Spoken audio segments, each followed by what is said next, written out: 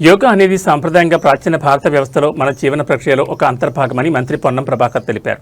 సిద్దిపేట జిల్లా హుస్నాబాద్ ఎల్లమ్మ చెరువు వద్ద అంతర్జాతీయ యోగా దినోత్సవం సందర్భంగా ఏర్పాటు చేసిన యోగా కార్యక్రమంలో మంత్రి పాల్గొన్నారు. ఈ సందర్భంగా యువకులు, ప్రజాప్రతినిధులు ఔత్సాహికులతో కలిసి యోగాసనాలు చేసి కేక్ కట్ చేశారు. ప్రభుత్వం తరపున 12వ అంతర్జాతీయ యోగా దినోత్సవం జరుపుకుంటున్నామని, ప్రజలందరికీ యోగా పట్ల ప్రేరణ కలిగే విధంగా హుస్నాబాద్లో 12 సూర్య నమస్కారాలతో విగ్రహాలను ఏర్పాటు చేస్తున్నామన్నారు. అందరూ కూడా జీవితంలో తప్పనిసరిగా యోగాను ఒక భాగంగా చేసుకుని ఆరోగ్య హుస్నాబాద్, ఆరోగ్య తెలంగాణ, ఆరోగ్య భారత్ నిర్మాణంలో భాగస్వాములు కావాలని పిలుపునిచ్చారు. యోగా చేయడానికి వయసుతో ఎలాంటి సంబంధం లేదని, ప్రతి ఒక్కరూ యోగాను తమ జీవితంలో భాగంగా చేసుకోవాలన్నారు.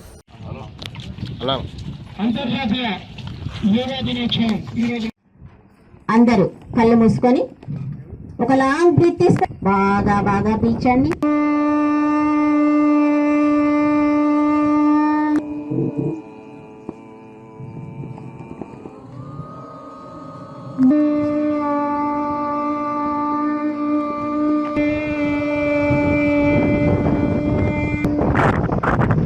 ఇప్పుడు ప్రార్థన. ఓకే, అందరూ లేచి నిలబడతాము. ఈ పైన ఊర్ధ హస్తాసన. Very good.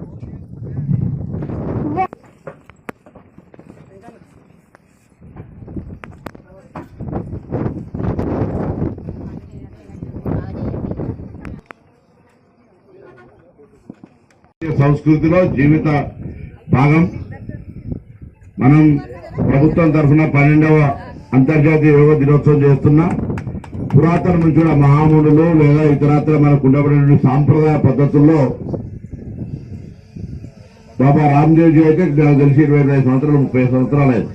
కాబట్టి యోగా అనేటువంటిది సాంప్రదాయంగా భారత ప్రాచీన వ్యవస్థలో ఒకటి మన జీవన పరిక్రమలో ఒక అంతర్భాగం.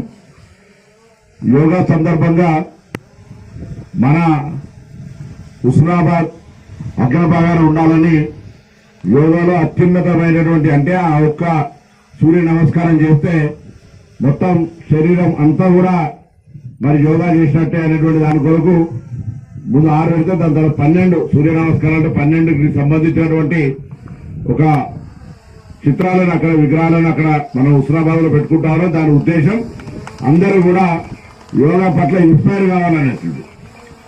ఆ ఇన్స్పైర్ కావాలనే ఒకవైపు క్రీడలు, మరొక వైపు యోగా శరీరానికి సంబంధించి సూర్య నమస్కారం అత్యున్నతమైనది.